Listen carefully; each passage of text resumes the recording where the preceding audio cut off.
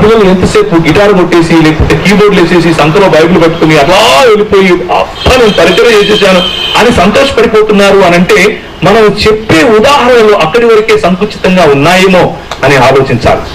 మన సంకుచిత ఆలోచనను పక్కన పెట్టి యావత్ దేవుని రాజ్య విస్తరణ అన్నటువంటి ఆలోచన వైపుకు వస్తే మన సంఘాల్లో నుంచి ఒక పండిత రమాబాయి రావాలి, మన సంఘాల్లో నుంచి ఒక విలియం కేరీ రావాలి, మన సంఘాల్లో నుంచి ఒక ఐడా స్కడర్ రావాలి, మన సంఘాల్లో నుంచి ఒక అర్థర్ కాటన్ గారు రావాలి, మన సంఘాల్లో నుంచి ఒక క్లబ్ గారు రావాలి.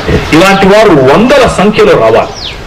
అప్పుడు మన దేశం ఇలాంటి చెత్త నాయకులను వాళ్ళకి రైల్వే స్టేషన్లకు వాళ్ళ పేర్లు పెట్టుకుని వాళ్ళు చేసిన చరిత్రను కప్పిపుచ్చి వాళ్ళు చేసినటువంటి భయంకరమైనటువంటి పనులను తుంగలో తొక్కి మనకు ఈ చరిత్రను వక్రీకరించి మాట్లాడించి నేర్పిస్తున్నారు కదా. అలాంటి దౌర్భాగ్యపు పరిస్థితి నుంచి మన పిల్లలు బయటకు వస్తారు. పిల్లలను మంచి లాయర్స్ గా తయారు చేయాలి. మనం అక్కడ పరిచర్య చేసే గుణం వాళ్ళకి ఉండాలి.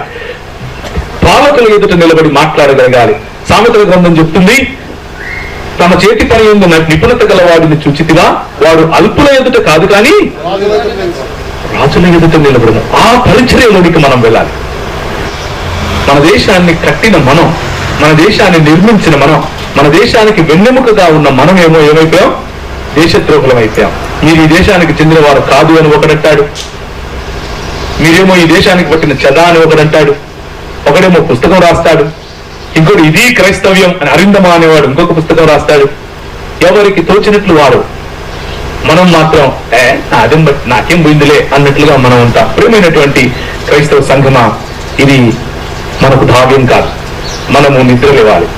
మనము తేజస్సును కలిగిన వారమై యేసుక్రీస్తు యొక్క వాక్యపు వెలుగులో సత్యాన్ని ధైర్యంగా స్టెఫెను మాట్లాడినట్లు మాట్లాడగలగాలి.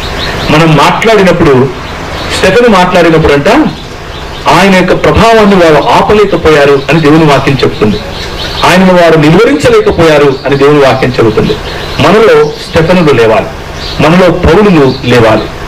కుటుంబములను ప్రతి దేవుని రాజ్య విస్తరణకు లేకపోతే ఆయన జ్ఞానమును అడ్డగించే ప్రతి ఆలోచనను చెరపట్టేవారు లేవాలి. ఇది మన పిలుపు.